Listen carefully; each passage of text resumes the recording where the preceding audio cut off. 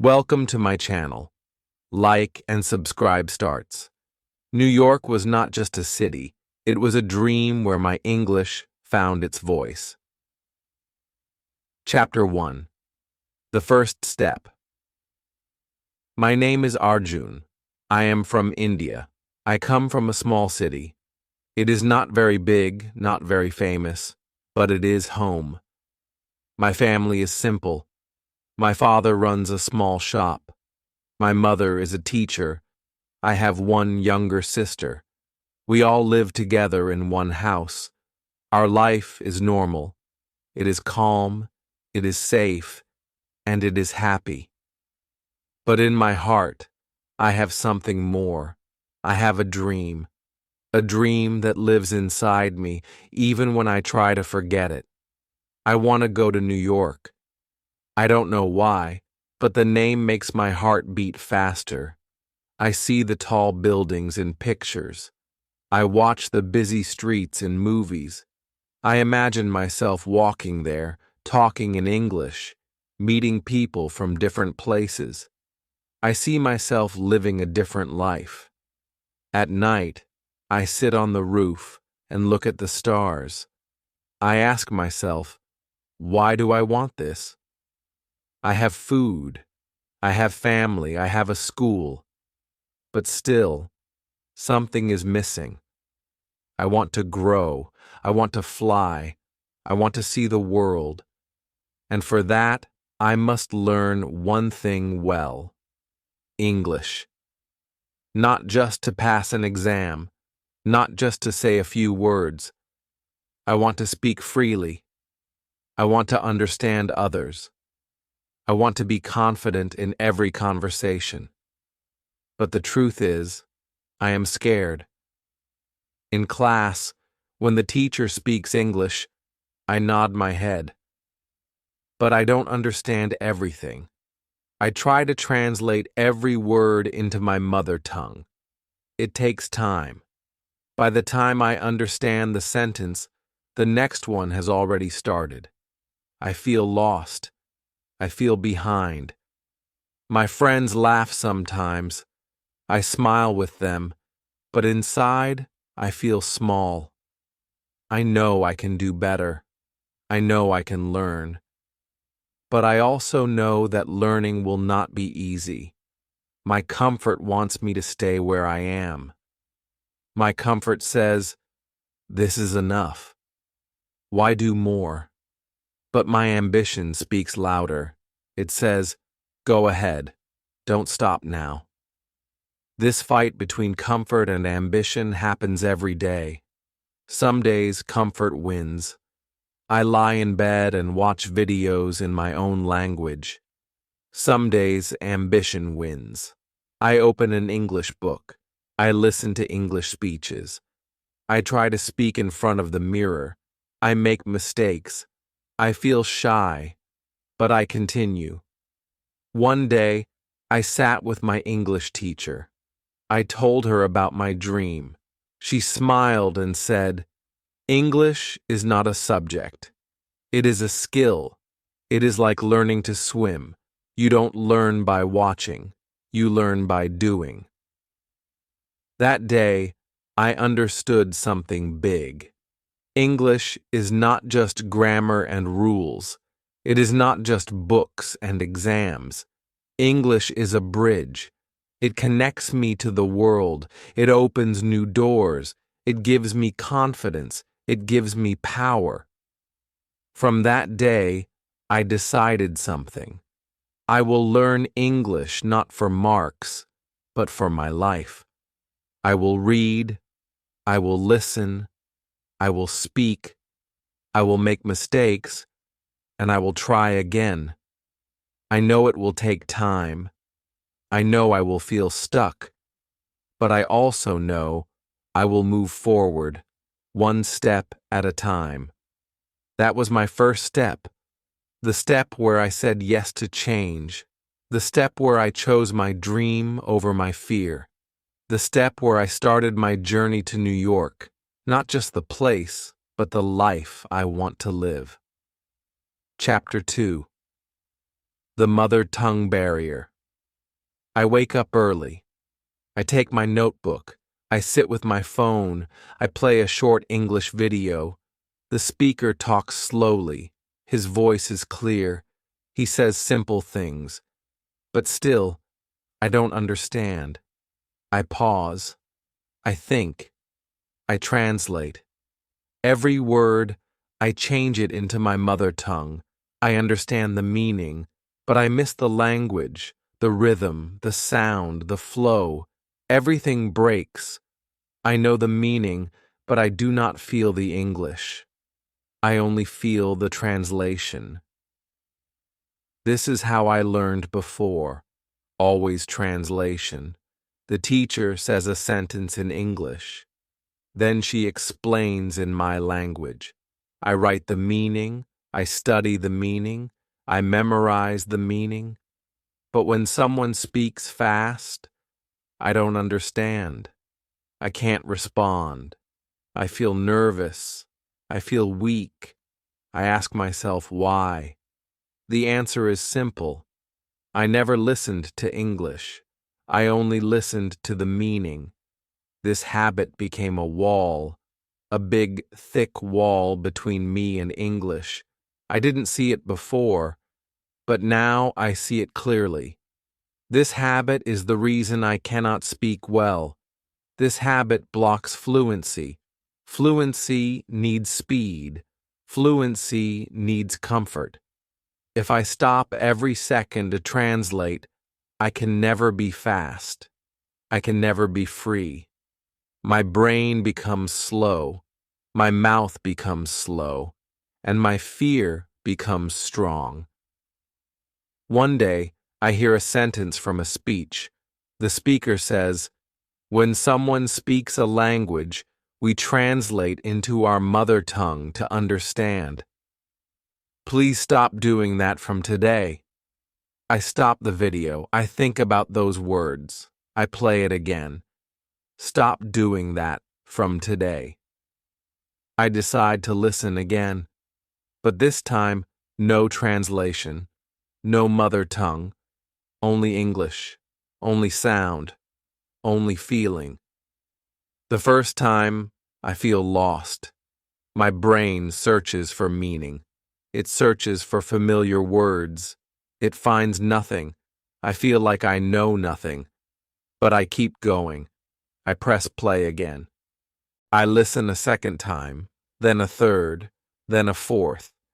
Slowly, one word becomes clear, then another. A small phrase, a short sentence. Not the full meaning, but a small picture starts to form. That day, I listened to the same 5-minute clip 20 times. Not 10, not 15, 20. I wrote nothing. I translated nothing. I just listened, again and again. I closed my eyes. I let the voice enter my mind. I did not fight it. I did not stop it. I just listened. I listened like a child listens, with no rules, with no fear. Something strange happened. On the 15th try, I understood more. On the 18th try, I started to repeat the words in my head. On the 20th try, I said one sentence out loud without thinking. It came naturally. It surprised me.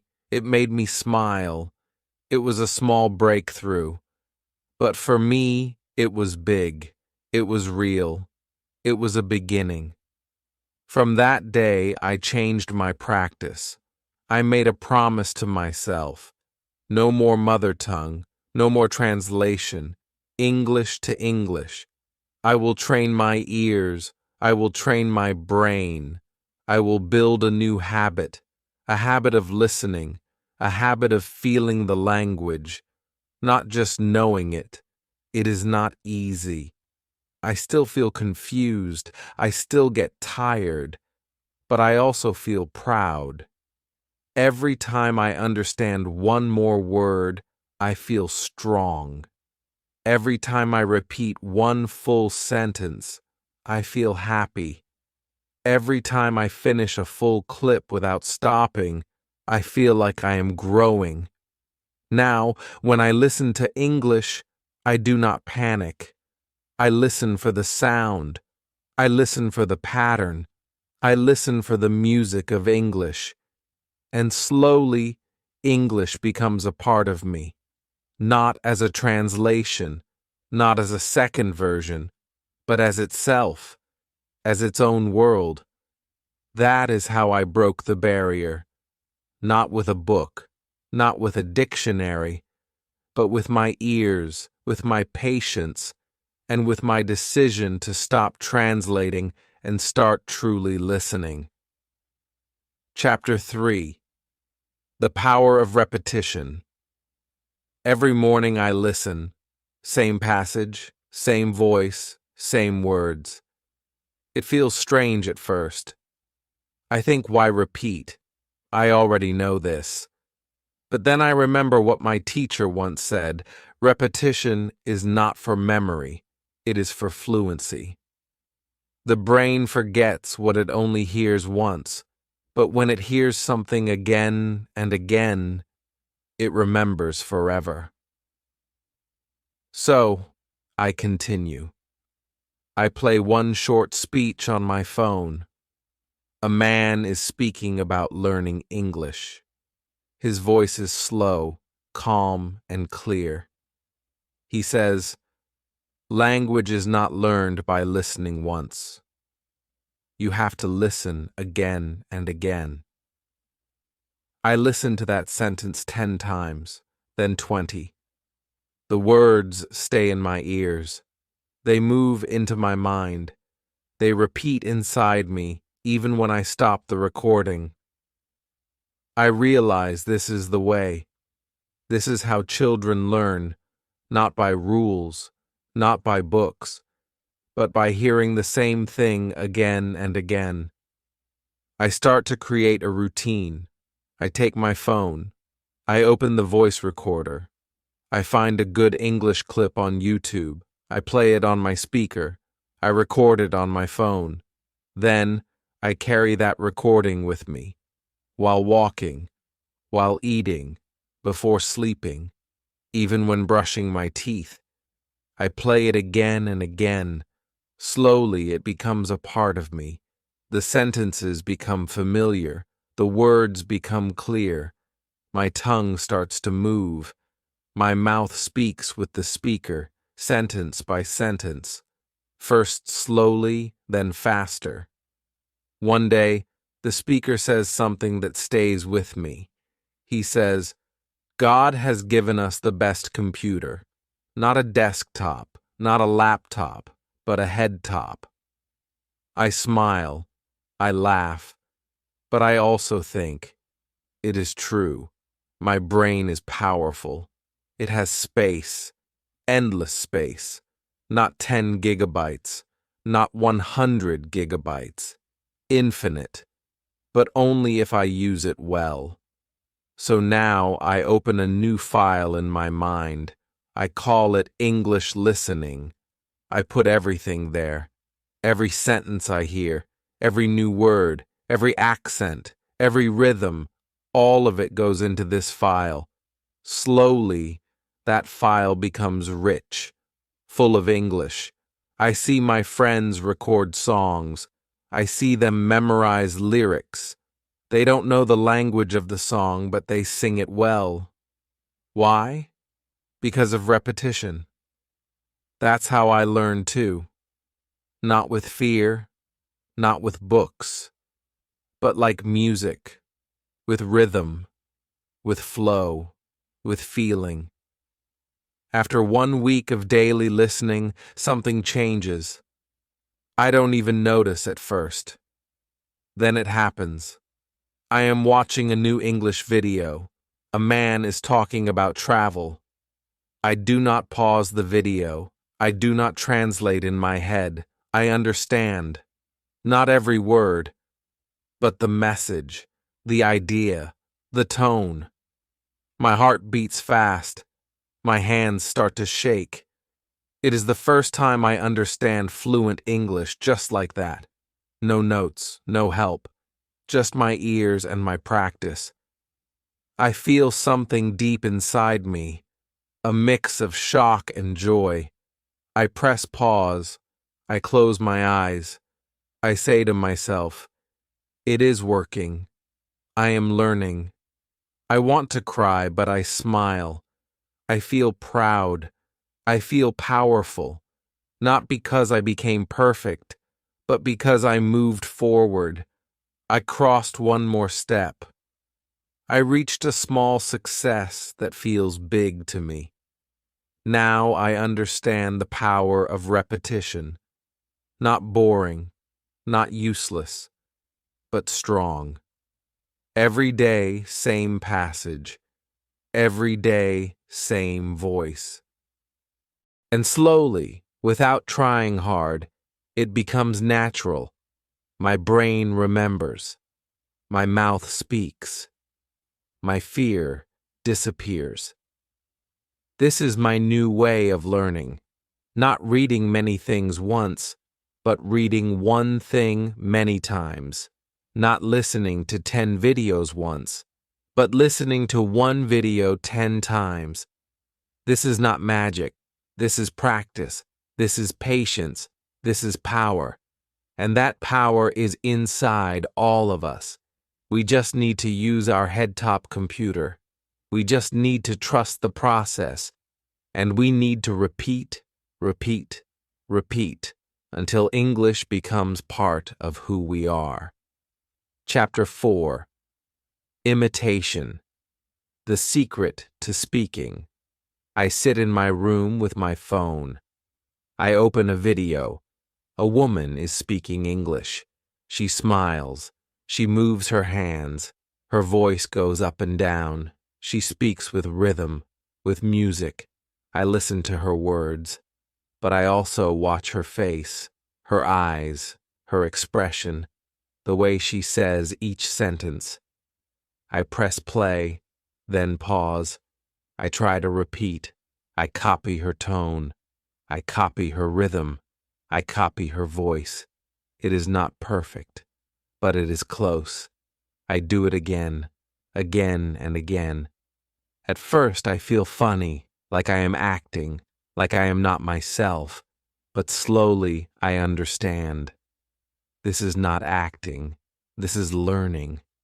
This is how children learn to speak, by copying, not by knowing grammar, not by writing rules, but by listening, watching, and doing exactly the same.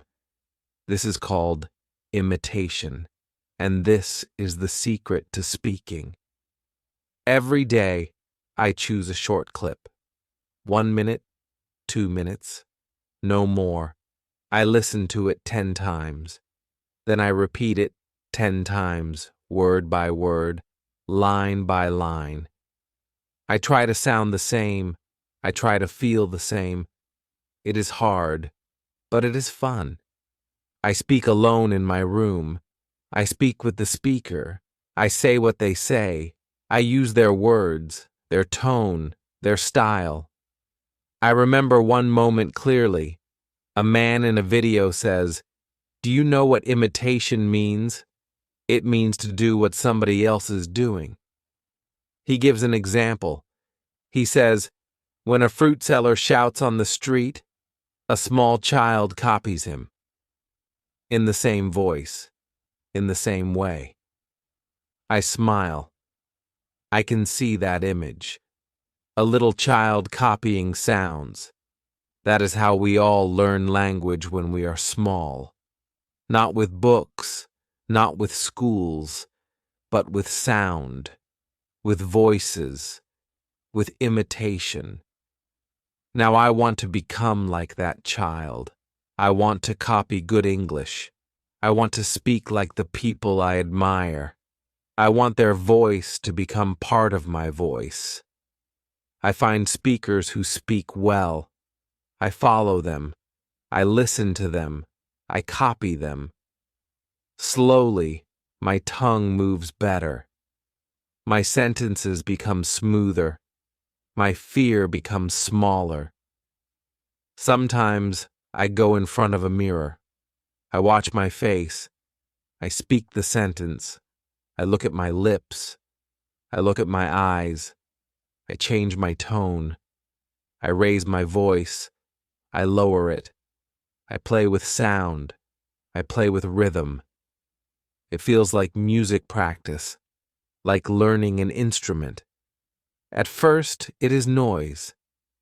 Then it becomes melody. My friends ask me, "How are you speaking better?"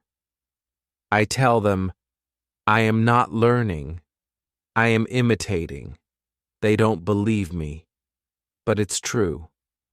I am not using new words. I am using old words in a better way. I am using them like native speakers. That is what makes the difference. I also watch English movies now. Not for fun, for practice. I pause the movie. I say the line. I say it again. I match the speed. I match the sound. I don't care if I know the meaning. I care if I sound the same. That is the first step. Understanding will come, but imitation must come first. One day, I meet a foreign student. He speaks English fluently. I listen to him. I try to speak like him. He notices. He smiles. He says, "Your English is good." I feel happy. I feel proud. I say, "Thank you." That one moment gives me so much confidence. I know I am on the right path. Now, I learn English like I learned my first language. I don't ask too many questions. I don't wait for perfect understanding. I just watch, listen, copy, imitate, and speak, again and again. Imitation is not foolish. It is not fake. It is smart. It is natural. It is real learning. Children do it. Singers do it. Actors do it. So why not language learners? I am not afraid to copy anymore. I copy the best. And slowly, I become better. That is how I started speaking. Not with confidence, not with skill, but with imitation, with practice, with patience, and with the joy of copying good English every single day. Chapter 5. Correctness over Style. I once listened to a speaker who sounded amazing. His voice was strong. His words were fast. His English was full of style. Everyone in the room clapped. I clapped too. I thought, this is real English. But later, when I listened again alone, I heard something different. His sentences were broken. His grammar was wrong. The words were stylish, but not correct. That day, I learned something new. English that sounds good is not always good English. It was a big shock. I always believed that accent was everything. If someone spoke fast, if they rolled their tongue, if they had a Western sound, I thought they were experts. But now I know better. Speaking with style means nothing if the language is not clean. Correctness is more important than accent. From that day, I changed the way I listened. I stopped running behind sound.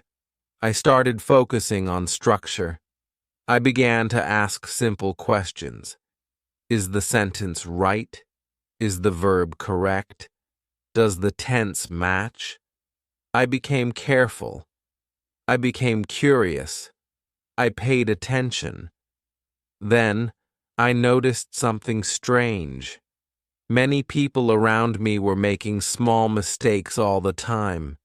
People who worked in good offices, students who scored high marks, even English teachers, they all had confidence. But their language had holes, wrong articles, wrong prepositions, wrong sentence endings, wrong word order. It was everywhere. I used to think they were better than me, but now I saw the truth. They were just louder, not more correct. This gave me a new goal. I did not want to impress people. I wanted to speak well. I wanted to speak clean English. I did not want stylish errors. I wanted quiet correctness, even if I spoke slowly, even if I used simple words. I wanted every word to be right. So I started to clean my English. I went back to my recordings. I listened for grammar. I repeated only the correct ones. I deleted the rest. I watched videos with subtitles. I checked every sentence. I followed only speakers who used clear, correct English. I made my phone my teacher. And the rule was simple. Correctness first, style later. Sometimes I saw English learners using big words. They said facilitate instead of help. They said utilize instead of use. But their sentence was wrong. I did not follow that path. I stayed close to simple words. I stayed close to short, correct lines. That gave me strength. One morning I stood in front of my mirror. I said a sentence. He don't like tea. Then I stopped. I smiled. I corrected myself. He doesn't like tea. That small correction made me happy. It showed me that I was learning. My ear was catching mistakes. My brain was improving. Now I listen for mistakes everywhere. In movies, in public speeches, on the street, at college. I listen carefully. I compare. I learn. I don't laugh at mistakes. I use them to grow. I use them to get better. I still love the sound of English. I love rhythm. I love flow. But I do not forget what matters more. A stylish sentence with a mistake is like a beautiful house with a broken door. It looks nice, but it doesn't work. I want my English to work. I want it to open all doors. That's why now, when I speak, I go slow. I choose my words. I check my sentence in my mind. Then I say it. If I make a mistake, I stop. I say it again, slowly, correctly, because I know every time I speak right, my English becomes stronger. Correctness gives power. Style gives attention. But only one will take you far, and that one is correctness. I follow that path now. It is not easy, but it is clear. And I believe if I continue, one day my English will not only sound good, it will be good, clean, strong, true. That is my goal. Chapter 6. Reading. The Lost Skill. I used to walk past English words every day, posters on walls, labels on bottles, banners on buses, signs in shops. I saw them, but I didn't read them. My eyes moved over the letters, but my mind skipped the words. I thought reading was only for books and exams. I never knew that reading was everywhere. I never knew it was a habit, and I never knew it could change my English. One day, I was waiting at a bus stop. A big poster was in front of me. It said, "Join now, improve your skills, change your life." 3 lines, simple English, but something clicked. I read it, not just once. I read it twice, slowly. I understood every word. It felt good.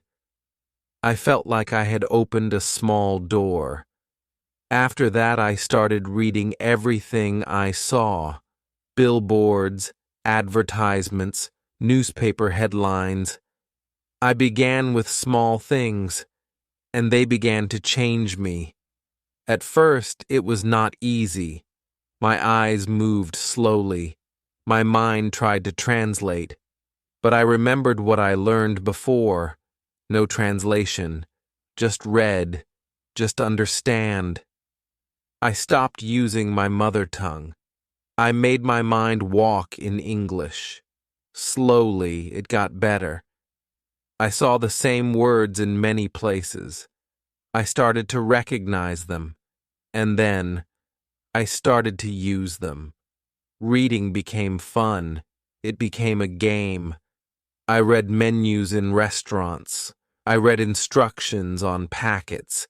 I read messages on my shampoo bottle. Every line was a lesson. Every sentence was a small teacher. My phone became a reading tool. I turned off social media and opened short English stories. I read one paragraph, then again and again. Each time I learned more. Then someone gave me a book, a big one. It was called The Life of Swami Vivekananda. At first I was afraid. It had so many pages, but I opened it. I read one line. Arise, awake, and stop, not till the goal is reached. I read it again and again. It touched me. It was more than English. It was meaning. It was power. That sentence became a part of me. I started reading more from that book.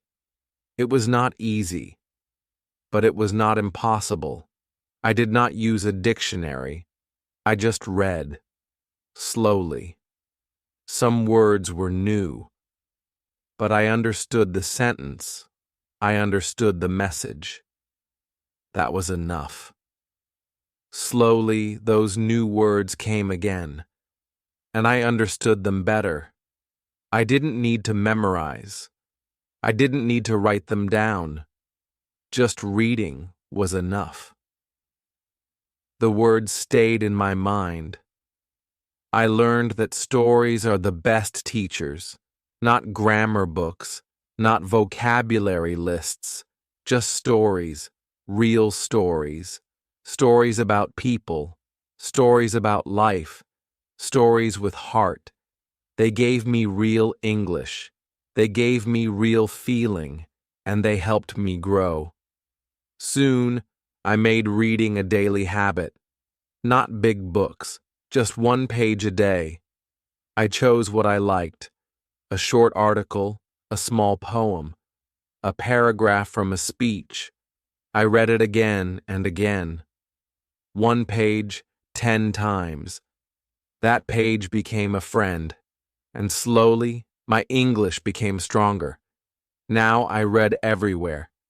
In the morning, with tea, on the bus, in a queue, before sleep. English is not just a subject anymore. It is not a task. It is part of my day. Just like brushing. Just like eating. Just like thinking. And the best part? My vocabulary started growing without effort.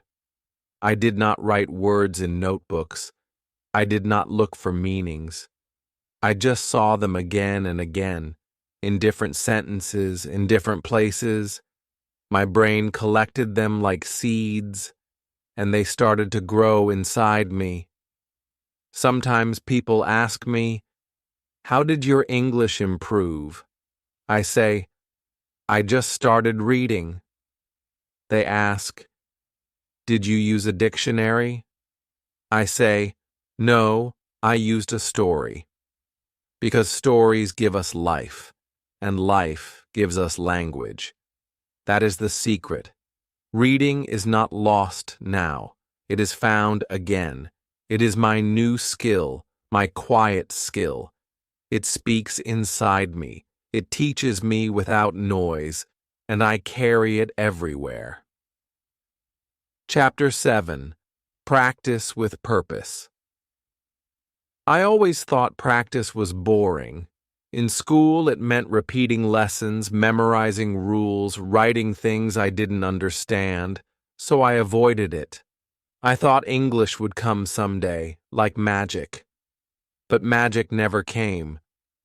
One day I realized if I want to grow, I must give time, not once a week, not just before exams, but every day, just like eating, just like walking. I must do it with purpose. So I created a simple plan, nothing big, just 1 hour every day, 30 minutes in the morning, 30 minutes in the evening. That was enough. I called it my English hour. I did not need a classroom. I did not need a teacher. I only needed my phone and my will. In the morning, I started with listening, just 5 minutes of English audio. I chose one speech, one short clip. I listened to it 10 times, not for fun, not for meaning. I listened for English. I listened for rhythm. I listened for words. At first I could not catch much, but I did not stop. I remembered what I learned before. Listen again and again. Let the language enter your mind. Don't translate. Just listen. After some days, I knew the speech by heart. I could speak along with it. I copied the voice. I copied the tone. It was not my sentence, but it was my effort, and slowly, it became my English. In the evening, I read. 1 page, any page, sometimes from a book, sometimes from the internet, sometimes a short story.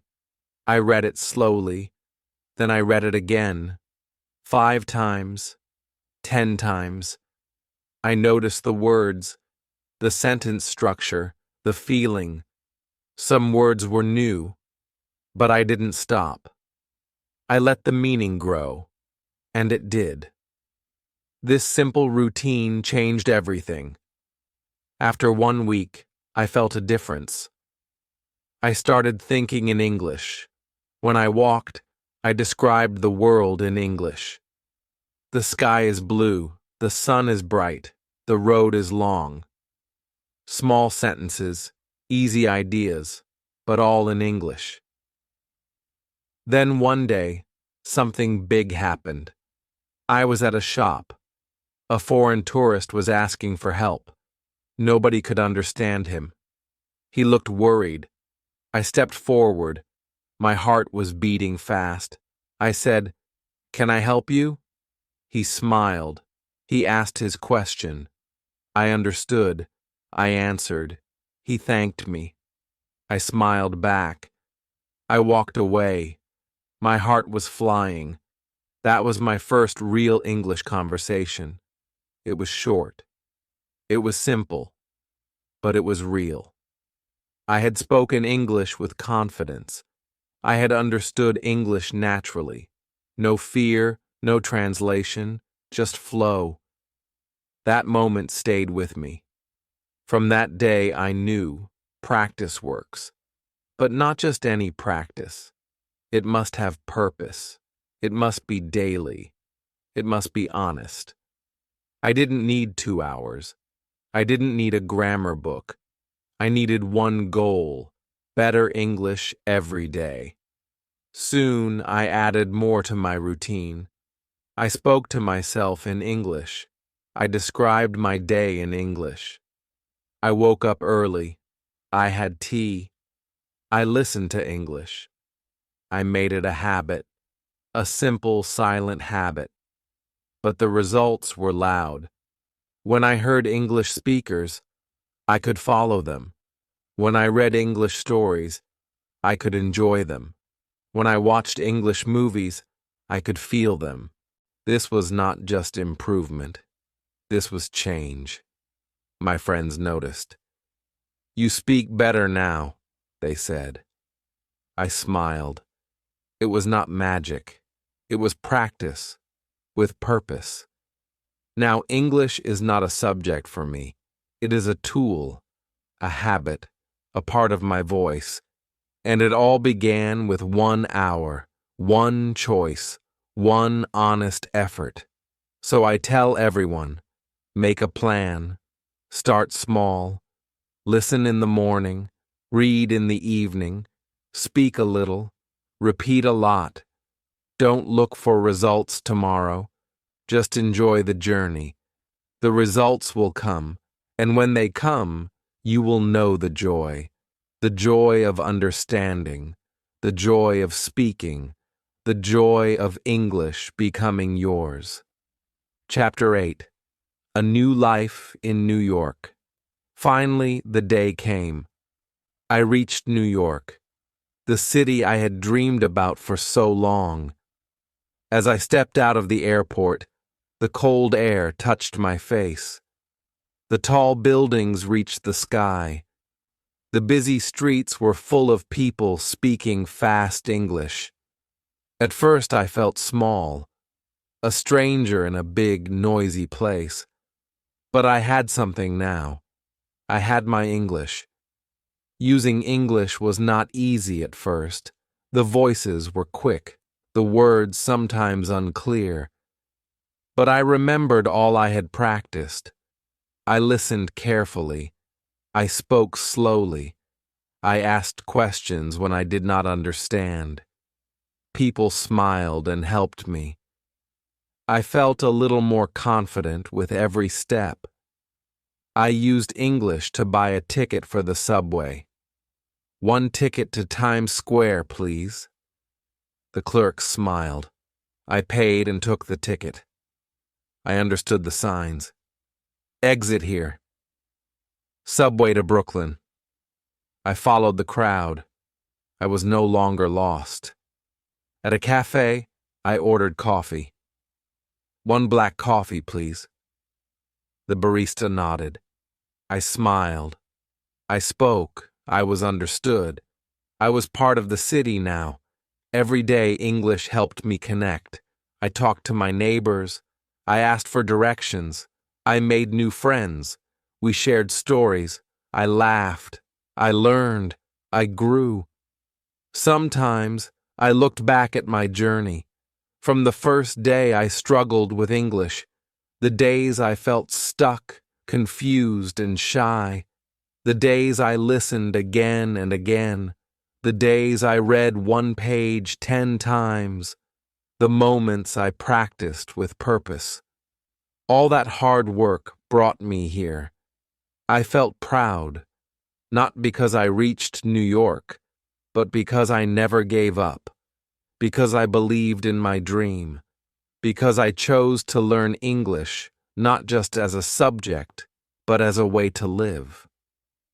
Now I want to say something to you. Your New York can be any dream. It could be a city, a job, a goal, or a new life. Whatever it is, English can be your key, not a barrier, not a problem, a key. Start with small steps. Listen every day. Read every day. Practice with purpose. Don't wait for tomorrow. Start today. Because your dream needs your courage now. Remember, language is more than words. It is a bridge. It connects you to people, places, and possibilities. Use it well. Use it freely. Let it open doors for you, just like it did for me. New York is not just a city. It is a dream, and your dream is waiting. Open your heart. Open your ears. Open your mouth. Speak your English, and step into your new life. Welcome to my channel. Like and subscribe. Thanks.